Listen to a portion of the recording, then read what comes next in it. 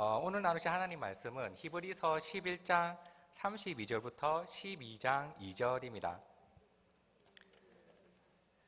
네, 주보에 조금 바뀌었는데요. 오늘 나누실 하나님 말씀은 히브리서 11장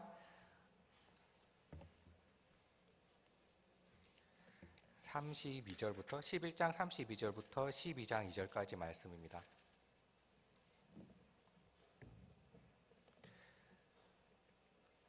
히브리서 11장 32절부터 12장 2절까지 교독하시겠습니다. 내가 무슨 말을 더하리요? 기드온, 바락, 삼손, 입다, 다윗 및 사무엘과 선지자들의 일을 말하려면 내게 시간이 부족하리로다.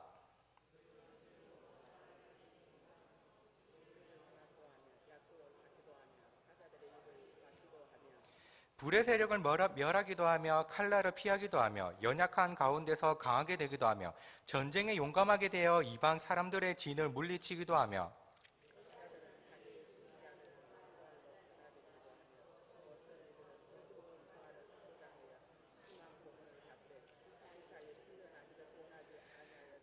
또 어떤 이들은 조롱과 책짓질 뿐 아니라 결박과 옥에 갇히는 시련도 받았으며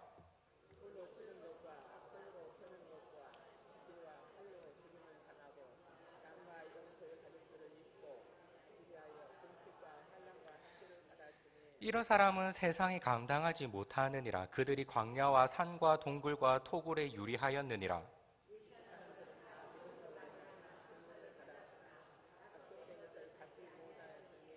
이는 하나님이 우리를 위하여 더 좋은 것을 예비하셨은즉 우리가 아니면 그들로 온전함을 이루지 못하게 하려 하심이라.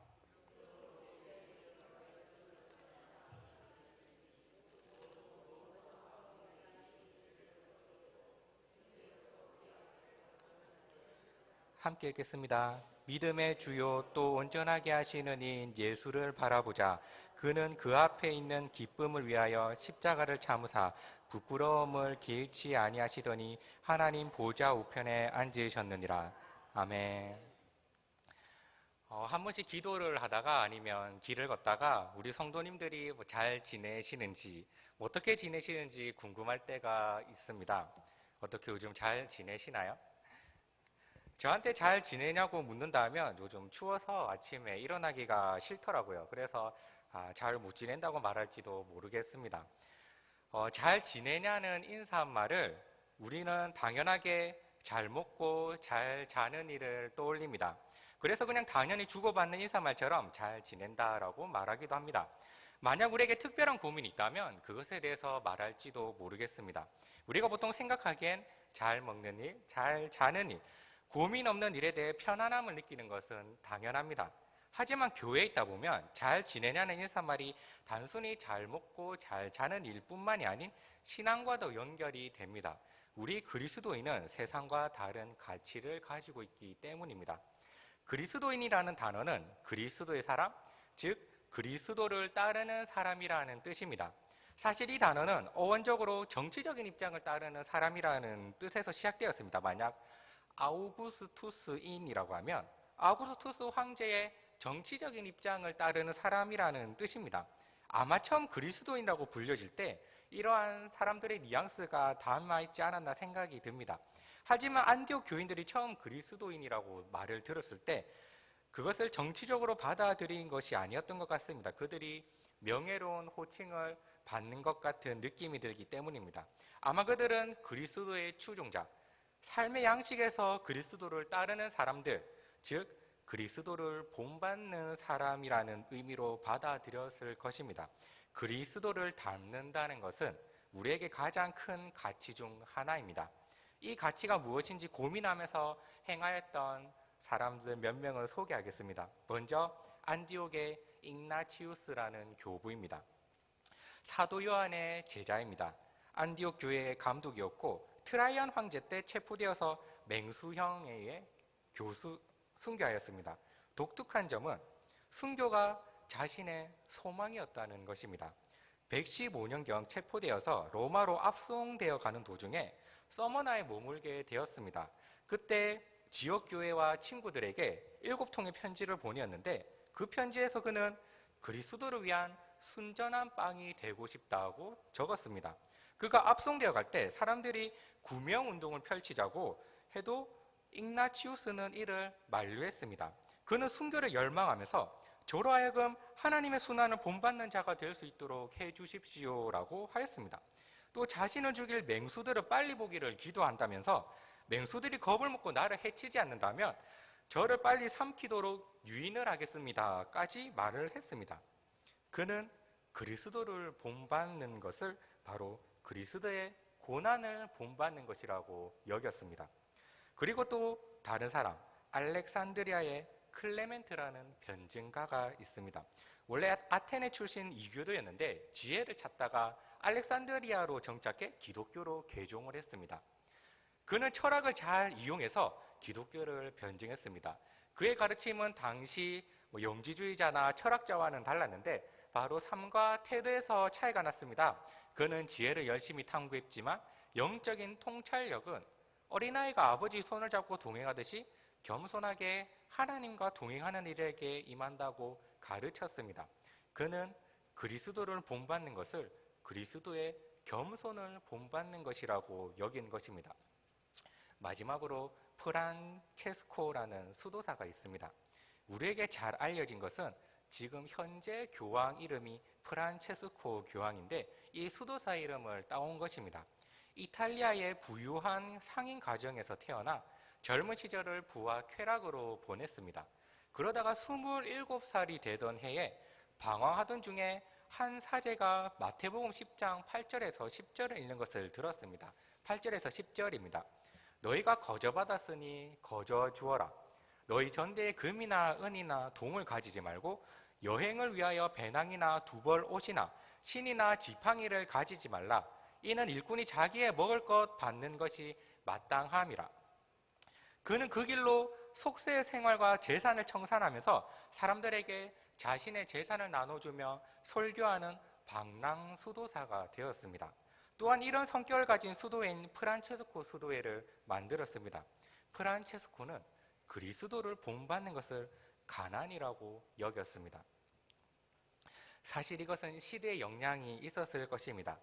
처음 말했던 ig나티우스 시대에는 속사도 시대, 즉 예수님의 제자의 제자들의 시대였습니다. 아마 이들은 정말로 열정적인 태도로 신앙생활을 했을 것이고 로마의 박해 상황 속에서 그러한 열정이 순교에 대한 갈망으로 나타났을 것입니다. 클레멘트 시대에도 물론 박해가 있었지만 그것과 함께 헬라 철학자들이 기독교를 지식적으로 비판하기 시작했고 교회 내에서는 이단들이 많이 득세하기 시작했습니다. 이런 상황에서 변증가들은 철학을 통해서 기독교를 변화하기 선호했고 신앙에서도 지식적인 면들이 많이 중요해지기 시작했을 것입니다. 이런 상황에서 겸손은 중요한 덕목이 되었겠죠. 프란체스코도 마찬가지입니다. 그 시대 교회는 권력과 명예 또 금력을 동시에 줄 수 있는 아주 매력적인 곳이었습니다. 사람들은 성공의 길로 성직을 택했고 교회는 세속과 결탁하여 많은 부를 가질 수 있었습니다. 이런 상황에서 프란체스코는 가난을 그리스도인의 중요한 덕목으로 여겼던 것입니다. 여러분은 교리를 좋아하시나요? 교리 또한 그 시대, 프로테스탄트의 시대에서 나왔다는 것을 잊어서는 안 됩니다. 기존 교회에 저항을 하는 시대, 기존 교회를 개혁을 하는 상황, 만약 우리에게 상황이 아닌 의미만 남아있다면 교리는 전혀 흥미로운 것이 될 수 없습니다. 물론 이 교리들은 우리의 기초가 되겠지만 우리는 교리 자체적으로 만족해서는 안 됩니다. 지금 시대를 살아가는 우리에게서 개혁을 찾아야 하며 이를 위해 끊임없이 고민을 해야 합니다. 우리가 살아가는 지금 시대를 진단하는 것은 필수적입니다. 제가 다니는 신학교 수업에서 교수님이 이제 학생들에게 물었습니다. 지금 한국 교회의 문제점이 무엇입니까? 라고 물었습니다. 그러니 교회에서 전도사 생활하는 학생들이 이런저런 대답을 하였습니다. 참 많은 문제들을 제시했습니다. 그러다가 마지막에는 이런 대답이 나왔습니다. 총체적 난국이다. 교수님도 이 말을 듣자 허허하면서 웃으셨습니다. 예전부터 교회에 대한 많은 핍박이 있어 왔습니다. 요즘도 한 번씩 교회를 욕하는 소리를 듣곤 합니다. 사실 우리는 그런 사람들에게 감사해야 할지도 모릅니다. 우리를 일깨워주기 때문입니다.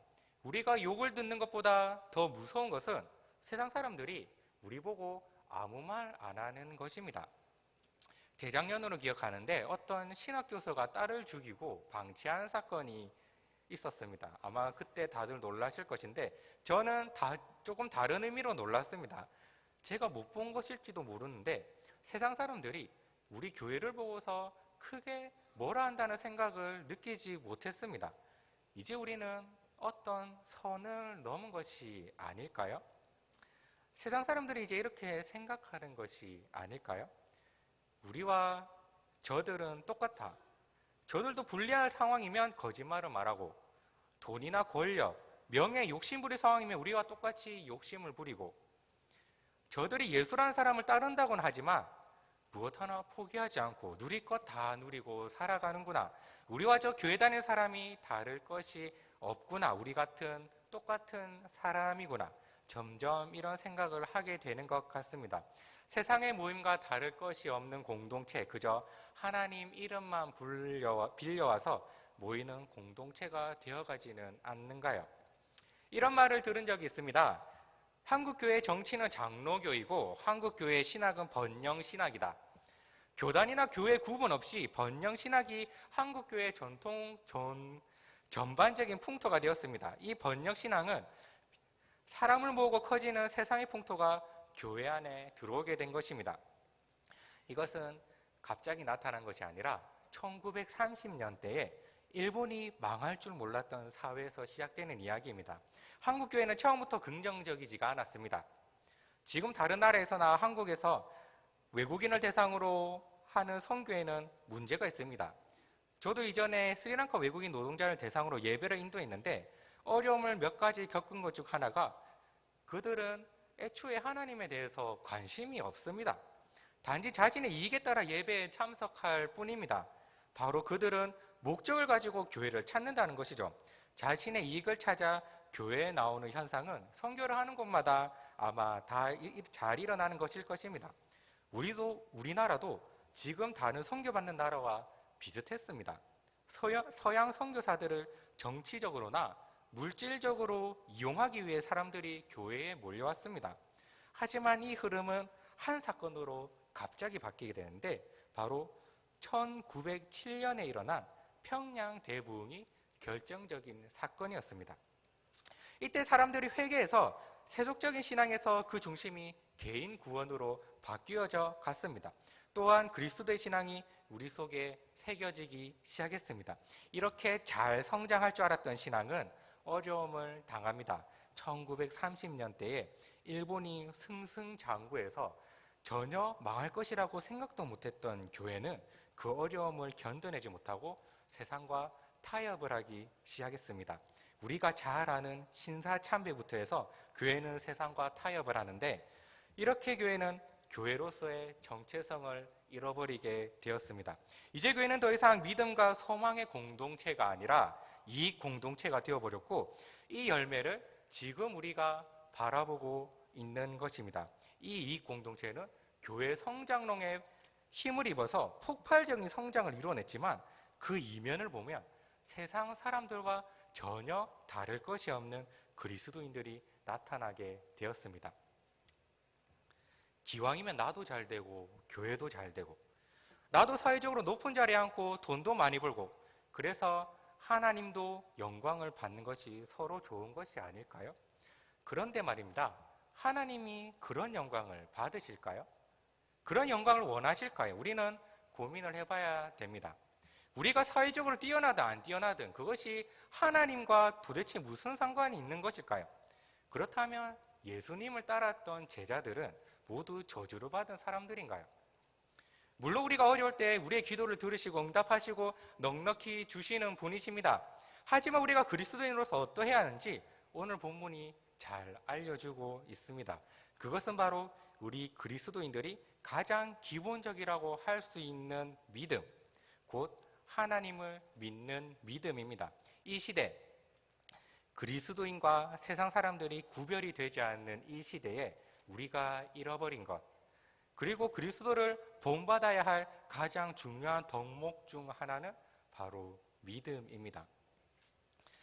교회에서 아이들을 가르치다 보면 어려움을 느낄 때가 있습니다. 어떤 개념을 명확하고 쉽게 가르쳐야 한다는 점은 아마 모든 교회학교 교역자들이 고민거리일 것입니다.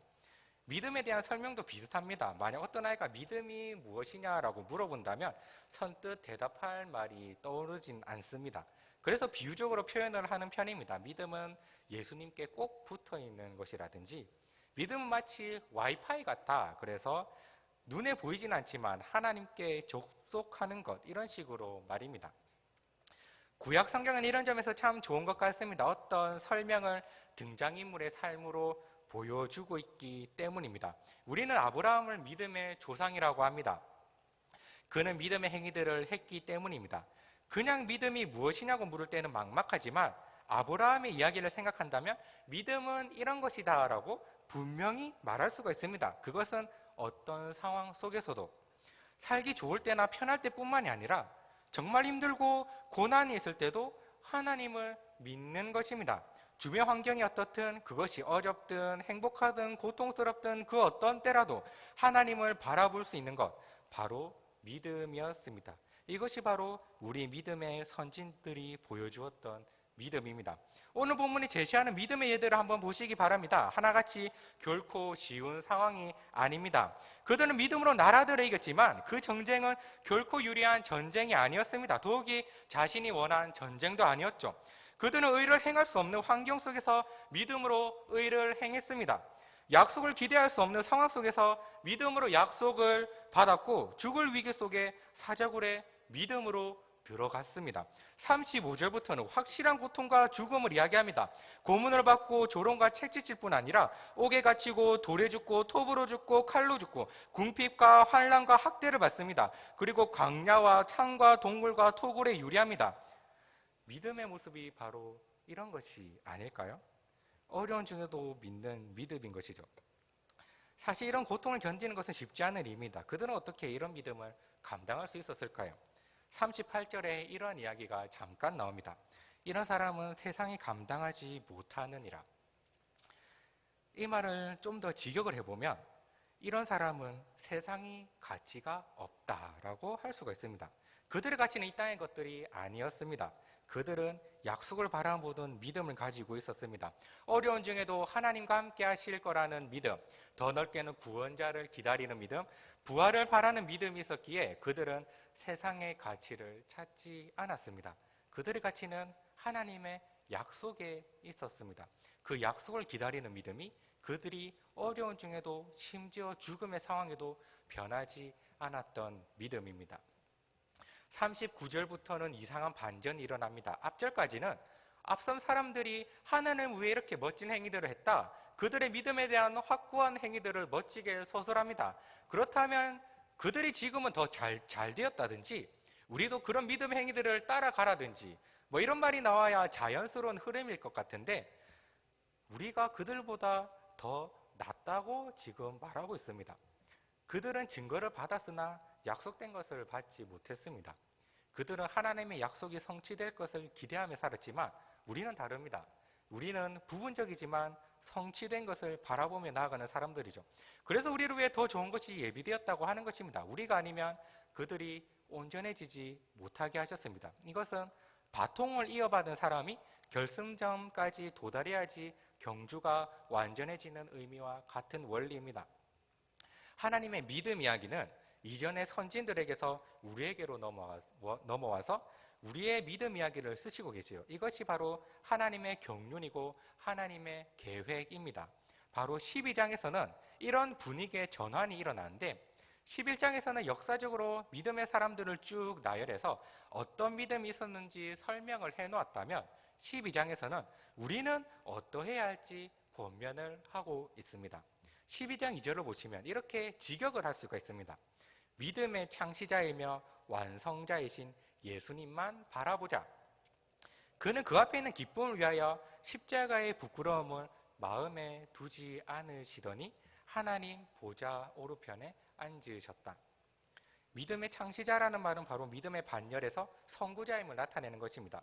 그분은 죽음에 처한 타락한 세상에서 하나님의 뜻에 완전한 순종을 보이셨고 믿음의 목표뿐만이 아니라 능력도 보이셨습니다. 처음부터 끝까지 믿음을 지키며 믿음의 승리적인 완성을 가져오셨습니다.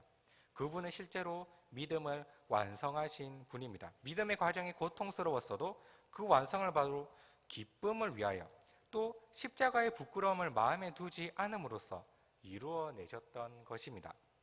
바로 이런 믿음, 세상의 가치를 두는 것이 아니라 온전히 하나님을 믿는 것, 아무리 어려운 상황일지라도 주변 환경이 아무리 하나님이 없는 것처럼 우리를 괴롭게 한다 할지라도 신앙을 잃지 않는 믿음, 이 세상의 기쁨이 아니라 저 하늘나라의 기쁨을 소망하는 믿음, 그 소망을 위해 고난도 마음에 두지 않는 믿음이 바로 우리가 닮아가야 하는 믿음인 것입니다.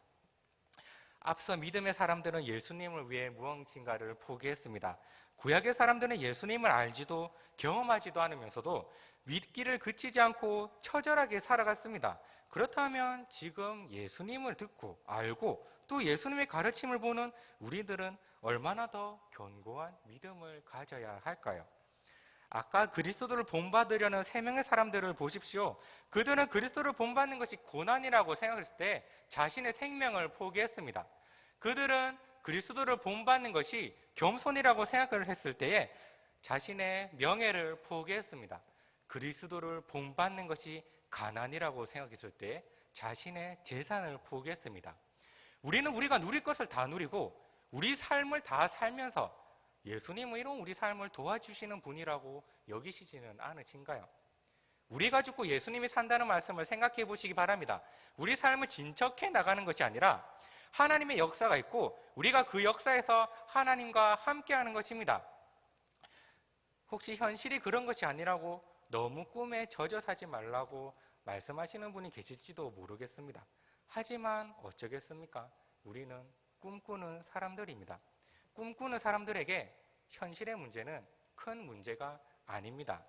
그리스도께서 십자가의 부끄러움을 마음에 두지 않으신 것처럼 우리도 현실을 마음에 두지 않는 그런 꿈꾸는 자가 되어야 하지 않을까요?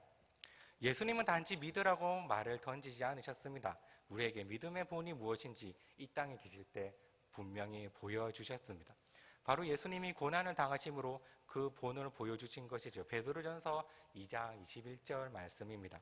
이를 위하여 너희가 부르심을 받았으니 그리스도도 너희를 위하여 고난을 받으사 너에게 본을 끼쳐 그 자취를 따라오게 하려 하셨느니라. 믿는 것은 곧 고난의 자리에 서는 것입니다.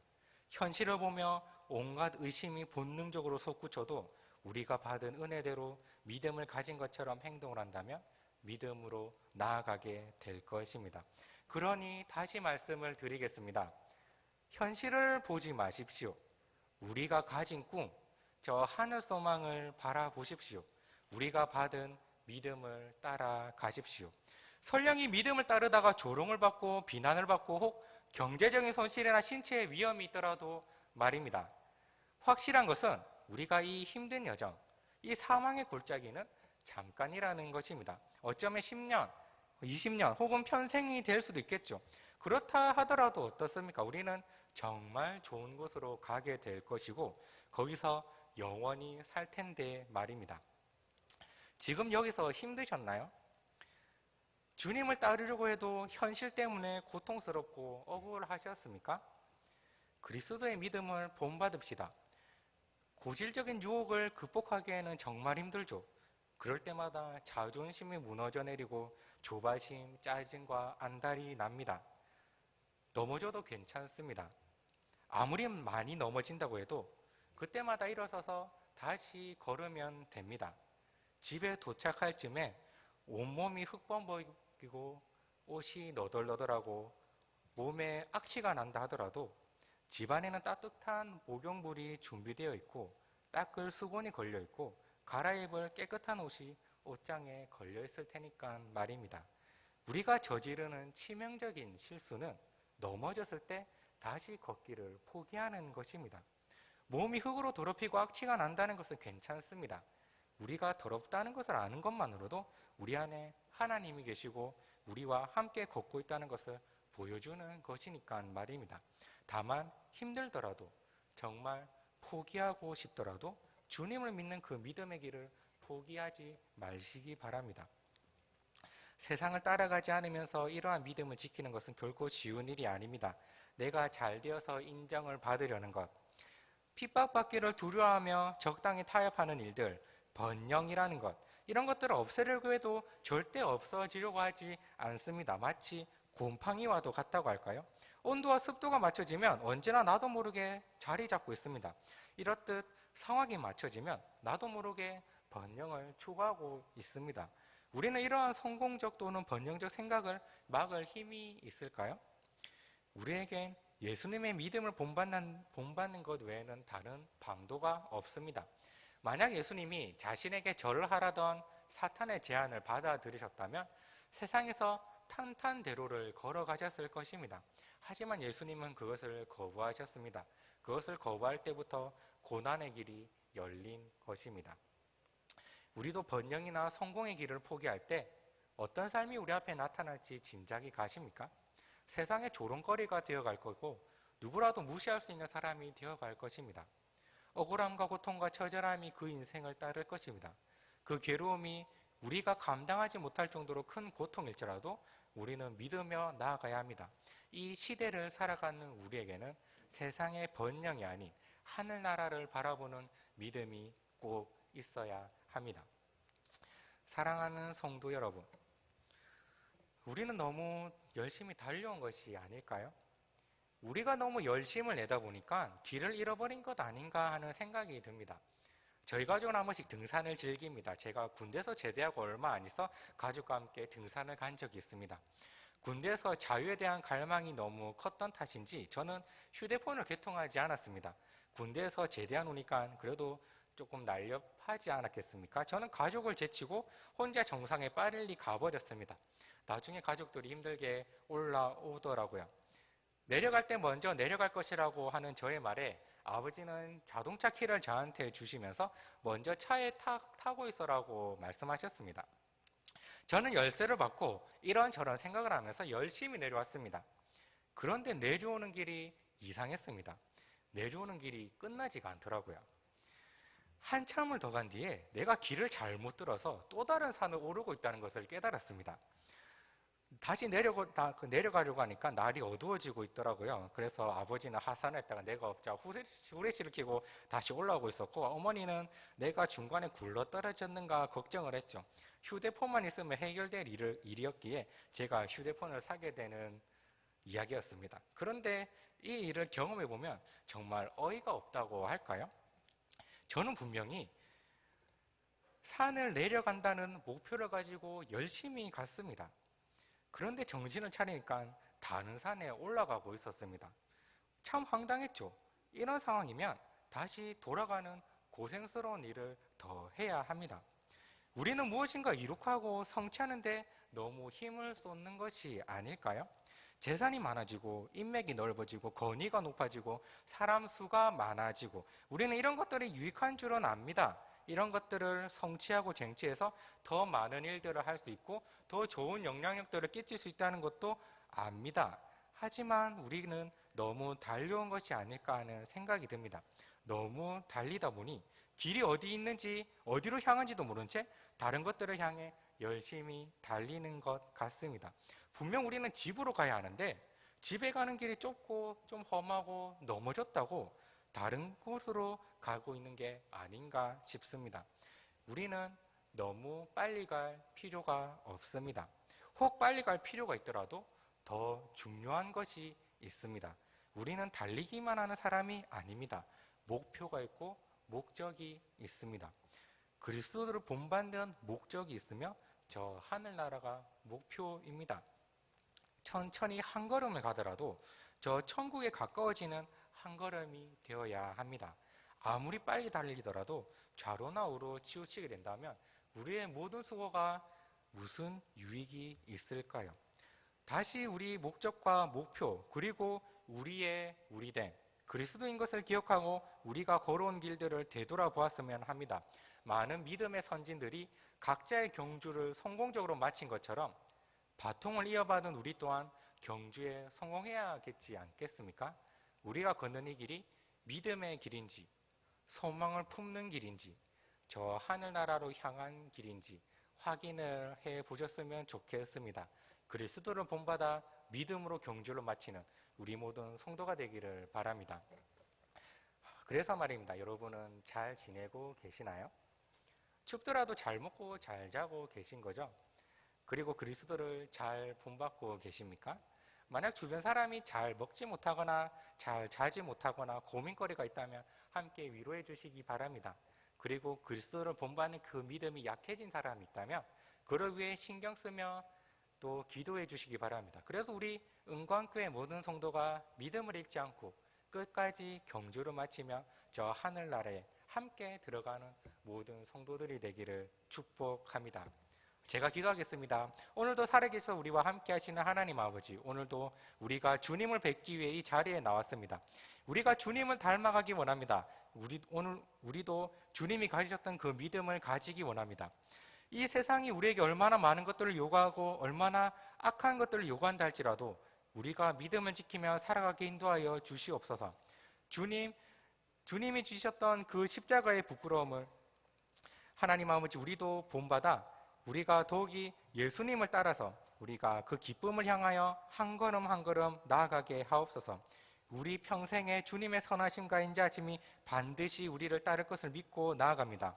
오늘 밤에도 잠을 잘 자게 하시고 또 걱정거리가 없게 인도하여 주시옵소서. 그리고 주님을 따르는 그 길을 우리가 곧게 따라가도록 우리를 인도하여 주시옵소서. 감사드립니다. 예수님 이름으로 기도드립니다. 아멘. 우리 함께 찬양하겠습니다. 예수의 이름으로 나는 일어서리라. 주가 주신 능력으로 나는 일어서리라. 원수가 날 향해 와도 쓰러지지 않으리. 주가 주신 능력으로 일어서리. 우리 예수의 이름으로 우리 함께 찬양하겠습니다.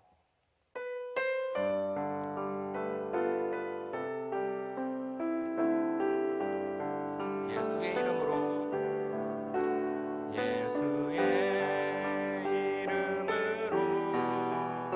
나는 일어서리라. 주가 주신 능력으로 나는 일어서리라. 원수가 날 향해 와도 쓰러지지 않으리. 주가 주신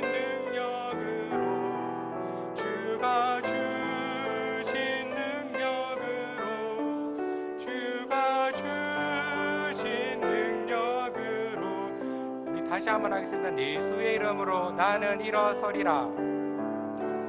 예수의 이름으로 나는 일어서리라. 주가 주신 능력으로 나는 일어서리라. 원수가 날 향해 와도 쓰러지지 않으리. 주가 주신 능력으로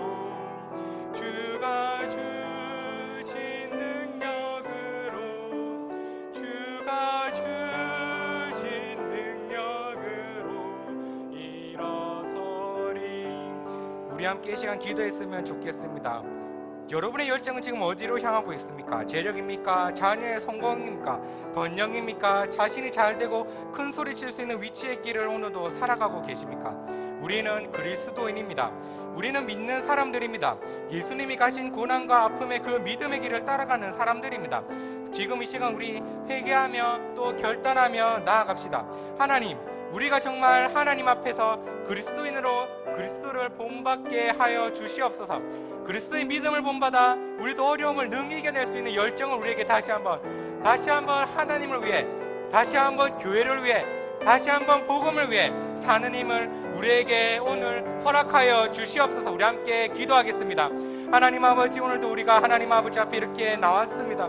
하나님 아버지, 우리가 이 수요일 밤에 하나님 아버지 앞에 부르시기 위하여, 하나님의 말씀을 듣기 위하여, 하나님께 예배 드리기 위하여 우리가 이 자리에 나왔습니다. 하나님 아버지, 우리가 지금 어디로 나아가고 있습니까? 우리가 어디로 와서, 우리가 어디로 향하고, 우리가 어디에 도착합니까? 하나님 아버지, 우리가 만약 재력을 위해서 살아갔다면은, 하나님 아버지, 우리가 성공을 위해서 살아갔다면은, 하나님, 우리가 번영을 위해서, 하나님 아버지, 우리 건물이 커지고, 하나님 아버지, 우리가 잘 되고, 우리가 큰 소리 질 수 있는 그 위치를 위해서 살아갔다면, 하나님 아버지, 우리를 용서하여 주시옵소서. 하나님 아버지, 우리 교회 위에 정말 하나님의 은혜가, 하나님의 믿음이 정말로 우리 교회 위에 있게 하사, 하나님 아버지, 우리가 그리스도인으로 살아가게 하여 주시옵소서.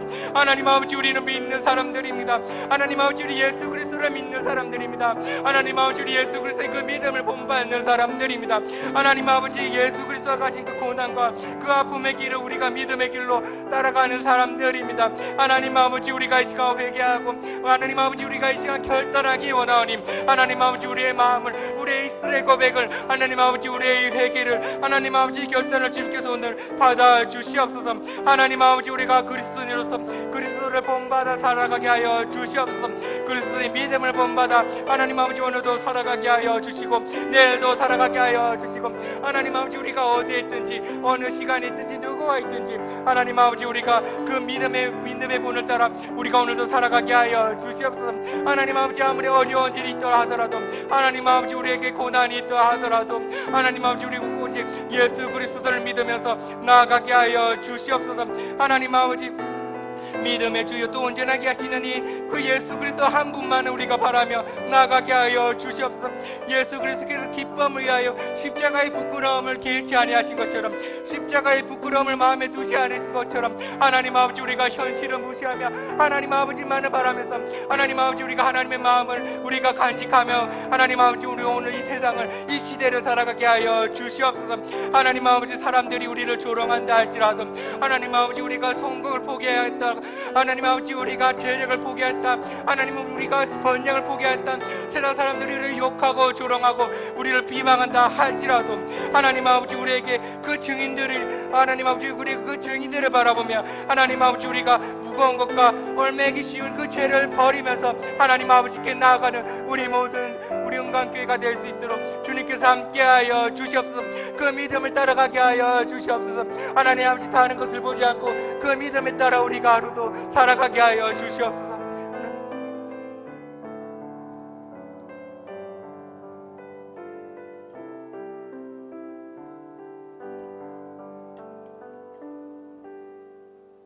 교회를 위해 기도하셨으면 좋겠으면 특별히 담임 목사님을 위해 기도합시다.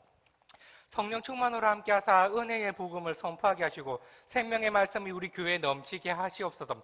지치지 않고 교회를 잘 이끌어 나가게 하시고, 그리고 재개발 문제나 여러 문제에서 지혜를 주셔서 정말로 하나님의 기뻐하시는 교회가 되게 주님께서 담임 목사님을 통하여 일하시옵소서. 그리고 목사님의 가정에도 사람이 걱정할 일이 없도록 하시옵소서. 우리 최동건 목사님에게도 맡으신 일들이 하나님의 뜻에 따라 열매를 맺게 하시고 더욱 신령한 은혜로 함께하여 주시옵소서. 우리 배종승 전도사님에게도 하나님이 함께하사 성도들을 살피는데 하나님의 능력이 나타나 더욱 아름다운 교회로 우리 서게 하시옵소서. 우리와 함께하는 교육자들과 그 가족을 위해서 우리 함께 이 시간 기도하겠습니다. 하나님 아버지, 오늘도 우리 교회를 세우신 하나님 아버지께 참으로 감사와 기쁨을 주님께 드립니다. 하나님 아버지, 주님께서 이 교회를 세우셨고 하나님께서 부르신 자들을 이 자리에 있사오니, 하나님 아버지, 주님께서 세우신 우리 담임 목사님을 주님께서 능력의 힘으로 하나님 아버지 품어 주시옵소서. 특별히 하나님의 성령 충만으로 함께 하셔서 하나님 아버지, 사도신경에서 하나님의 성령께서 그 사도들과 그 복음 전하는 자들과 함께 하셨던 것처럼 우리 담임 목사님께도 함께 하사 주님께서 이끄시는 그 뜻이 정말로 하늘에서 이루어진 것 같이 이 은광교회에서도 동일한 은혜로 하나님의 뜻이 이루어지도록 주님께서 함께하여 주시옵소서.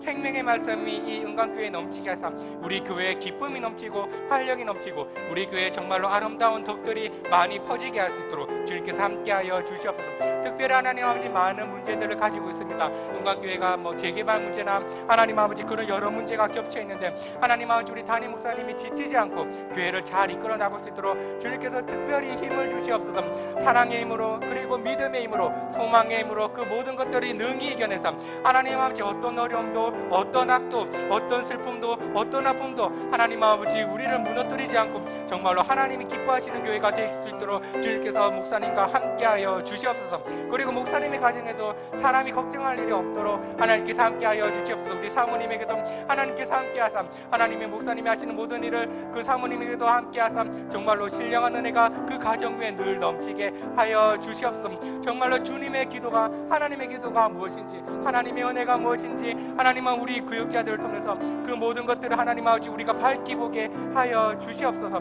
하나님 아버지 자녀들이 하나님 아버지 또 가정에 하나님의 어떤 문제가 있을 때마다 하나님께서 친히 그 손길로 우리 교육자들 가정 속에 하나님 아버지 함께 하시다 하나님 아버지 정말로 하나님의 뜻하신 그 아름다운 모든 일들이 정말로 교육자들의 웃음을 통해서 하나님 다 나타나도록 그래서 하나님 아버지 모든 성도들이 정말로 그 웃음과 그 기쁨으로 하나님께 찬양을 드리고 그리고 하나님께 정말로 마음으로서 예배를 드릴 수 있는 그 날들이 있게 하나님께서 함께하여 주시옵소서.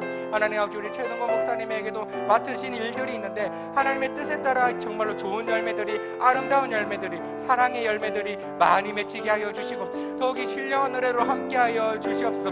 그 은혜가 함께하사 정말로 그 전하는 이 술물로서 정말로 사람들의 귀가 열리고 마음이 열리고 눈들이 열리는 일들이 통하게 하여 주시고 그 하는 일들 속마다 정말로 형통함으로써 하나님이 함께하여 주시옵소서. 하나님 아버지 최동원 목사님이 가정에서도 함께하여 주시사 하나님 아버지 그 가정에 복의 복을 내리사 정말로 하나님께서 뜻하신 기쁘신 일들이 그 가정 속에 충만히 일어나도록 주님께서 함께하여 주시옵소서. 하나님 아버지 우리 배종순 전도사님 하나님께서 함께하사 성도를 살피는데 정말로 하나님의 능력으로서 하나님의 사랑으로서 하나님의 은혜로서 이 모든 일들을 하게 하사 더욱 아름다운 교회로 더욱 하나님 멋진 교회로 더욱 덕이 많고 사람들에게 칭찬받는 교회로 서게 하여 주시옵소서. 우리 배종순 전도사님의 가정 속에서도 정말로 하나님이 함께하사 하나님 아버지 더욱더 사람들에게 덕을 끼치고 사람들에게 본이 될 수 있는 그 가정이 될 수 있도록 하나님 아버지 우리와 함께하여 주시옵소서. 이 교회 위에 하나님께서 부르신 자들이 있사오니 하나님 아버지 모든 교육자와 모든 중직자와 모든 성도들의 위가 하나님 함께하여 주시옵소서. 주님께서 이 교회와 함께하여 교회가 준비하고 있는 행사들을 위해서 기도합시다. 당장 다음 주부터 자녀들과 함께하는 새벽 기도회가 있습니다. 이 일을 통해서 아이들의 믿음이 강건해지고 어른들도 본이 되는 시간이 되게 하옵소서. 계약을 할 때 두려움이 없도록 하시고 그리스도인으로서 학교에 가서 그 믿음을 보이게 하옵소서. 또 사물에 있을 부흥에도 주님께서 함께 하셔서 우리 교회의 믿음이 더욱 성장하는 시간이 되어 정말로 이 행사들을 통해서 아름다운 교회로 세우게 하여 주시옵소서. 우리 교회 행사와 또 믿음을 위해서 우리 함께 이 시간 기도하겠습니다. 하나님 아버지 우리가 이 시간 교회를 위해서 하나님 아버지 은광교회를 위해서 우리가 하나님 아버지께 기도를 드립니다. 하나님 아버지 6월과 3월들 행사들이 있습니다. 하나님 아버지 특별히 자녀들과 함께하는 새벽 기도회가 개학을 앞두고 다음 주에 하나님 아버지 하게 됩니다. 하나님 아버지 아이들이 새벽에 나와서 하나님 아버지 졸린 눈으로 하나님 아버지 앞에 나와서 하나님의 말씀을 듣고 또 찬양을 들으며 또 찬송을 부르고 또 하나님 아버지 그런 시간 하나님 또 그들의 부모들과 함께하고 우리의 성도들과 함께하는 그 시간을 속에서 하나님 아버지 더욱더 사랑이 넘쳐나도록 하여 주시고 하나님 아이들의 믿음이 더욱더 성장할 수 있는 그 기회가 될 수 있도록 하나님 함께하여 주시옵소서. 특별히 개학을 앞두고 있는 학생들이 많습니다. 하나님 아버지 개학을 통해서도 하나님 아버지 좋은 친구들과 좋은 선생님들을 만날 수 있도록 그리고 그 두려움이 없도록 하시고 하나님 아버지 그리스도인으로 특별히 학교에 가서 선교사로서 그 마음을 가지사 하나님 아버지 그 믿음을 보이도록 하나님의 사랑을 보이도록 하나님의 은혜가 무엇인지 그 아이들을 통해서 하나님 아버지 그 반이 그 학교가 하나님 그 지역이 정말로 변화될 수 있는 한 사람으로서 변화될 수 있는 하나님의 그런 귀한 역사들이 있도록 주님께서 함께하여 주시옵소서. 하나님 아버지 특별히 3월에는 우리가 부흥회를 준비하고 있습니다. 하나님 아버지 부흥회에서도 주님께서 함께하셔서 하나님 아버지 우리의 교회 믿음이 무엇인지 하나님 아버지 다시 한번 확인할 수 있도록 하여 주시옵소서. 더욱이 우리의 교회가 더욱이 성장하여서 우리 믿음이 성장하고 사랑이 성장하고 은혜가 성장하고 그래서 하나님의 마음을 모두 품을 수 있고 그런 아름다운 시간을 가질 수 있는 우리 부흥회가 될 수 있도록 우리 그렇게 만들어지는 아름다운 교회가 될 수 있도록 그렇게 하나님이 기뻐하시는 교회가 될 수 있도록 하나님이 뜻하신 교회가 될 수 있도록 하나님 아버지 우리 마음속에 주님의 은혜로서 이 행사들을 이 프로그램 일정들을 주님께서 함께하여 주시옵소서. 우리 시간 나라를 위해서 기도하였으면 좋겠습니다. 오늘 나라를 위해서 기도하실 때는 사고를 당한 사람들을 헤아렸으면 좋겠습니다. 우리는 누구의 잘못이다라고 말하기를 좋아하지만 우리는 그런 생각들을 내려놓고 그들을 위해서 기도합시다. 오래되지 않은 사건들입니다. 제천의 화재, 밀양의 화재. 갑자기 가족을 떠나보낸 그들은 가족을 잃은 채로 설을 보냈을 것입니다. 아직 상처가 남아있을 것이고 슬퍼하고 있을 것입니다. 하나님께서 그들을 위로하시고 하나님의 길을 그들에게 나타내 주옵소서. 슬픈 일이 없었으면 좋겠습니다. 사랑으로 극복하게 하시고 하나님께서 뜻을 굽혀 살피사 슬픈 일이 일어나지 않도록 우리나라와 함께하여 주시옵소서. 우리 함께 기도하겠습니다. 하나님 아버지, 우리나라를 위해서 기도합니다. 하나님 아버지, 날씨가 건조하고 추운 겨울 때문에 화재가 많이 일어나고 사고가 많이 일어나고 있습니다. 하나님 아버지, 그럴 때마다 하나님 아버지 소방서가 사이렌을 울리고 하나님 아버지 구급차가 하나님을 지나갈 때마다 마음이 졸이고 하나님 아버지 또 어떤 일이 일어날까 우리는 또 염려하면서 하나님 아버지 우리가 이 나라에서 살고 있습니다. 하나님 아버지, 우리나라 사고가 많이 일어나는데 하나님께서 그 사고를 하나님 막아주시고 하나님 아버지 그 사고를 통해서 슬퍼하는 사람이 없도록 주님께서 인도하여 주시옵소서. 하나님 아버지, 우리가 그들을 위해서 기도하기 원합니다. 제천의 화재 주님께서 함께하여 주시옵소서. 하나님 아버지, 그 사고로 하는 많은 사람들이 하나님 아버지 죽었고 또 고통 속에 지금도 살아가고 있습니다. 하나님 아버지, 그 화재 속에서 하나님의 뜻이 무엇인지 우리는 알 수 없지만 정말로 주님의 위로와 주님의 사랑이 정말로 그 속에서 나타날 수 있도록 주님께서 인도하여 주시옵소서. 아직 상처가 남아있는 그들에게, 아직도 슬퍼하고 울고 있는 그들에게 하나님께서 친히 찾아와 주셔서 그들의 마음을 위로하시고 그들의 마음에 하나님의 사랑이 또 싹틀 수 있도록 주님께서 함께하여 주시옵소서. 그들을 위해 친히 위로하시는 주님께 감사를 드립니다. 하나님 아버지, 밀양에서도 큰 화재가 났었습니다. 하나님께서 그 길을 그들에게 살펴주시옵소서. 하나님 아버지, 우리나라에 슬픈 일이 없도록, 하나님 아버지 우리나라에 아픈 일이 없도록, 하나님 아버지 우리나라에 정말로 좋은 일만 있도록, 기쁜 일이 있도록 하나님 아버지 그 주님께서 함께하여 주시옵소서. 하나님 아버지, 우리가 살아가는 데는 슬퍼할 수 있을 일이 너무나 많지만 하나님 아버지 슬퍼하지 않을 수도 없지만 하나님 아버지 그렇게 주님께서 함께 하셔서 기쁜 나라가 될 수 있고 행복한 나라로 될 수 있고 그렇게 좋은 나라가 될 수 있도록 주님께서 함께 하시니까 다른 어떤 정치적인 문제 때문이 아니라 다른 어떤 이념 때문이 아니라 하나님께서 함께 하시니까 그런 나라가 될 수 있도록 하나님께서 함께하여 주시옵소서. 우리 마지막으로 환호를 위해서 기도하셨으면 좋겠습니다. 우리의 믿음이 이 어려운 사람을 통해서 드러나게 하시옵소서. 의인의 간구가 크다고 하셨으니 오늘 우리의 이 기도가 저들의 위로가 되게 하시고 상처가 났고 아픔이 났고 슬픔이 치유되는 기도가 되게 해달라고 우리 함께 한 사람 한 사람 이름을 불러가면서 우리 함께 기도하겠습니다. 기도하시고 개인적으로 기도하시다가 우리 돌아가겠습니다. 우리 함께 기도하겠습니다. 하나님 아버지, 우리 교회에 아픈 사람들이 이렇게 있습니다. 하나님 아버지, 우리 교회에 주님께서 우리를 한 몸으로 불러주셨고 하나님께서 우리에게 저들을 위해서 기도하라는 하는 주님께 말씀을 하셨으니 하나님 아버지, 우리가 저들의 이름을 불러가며 기도를 드립니다. 하나님 아버지, 우리 교회도 아픈 사람이 없도록 주님께서 함께하여 주시옵소서. 정말로 기쁨만 넘치는 교회가 되었으면 좋겠습니다. 정말로 아픔이 없고 사랑만 넘치는 교회가 되었으면 좋겠습니다. 정말로 아름다운 돈만이 하는 아버지 넘쳐오르는 그런 교회가 되었으면 좋겠습니다.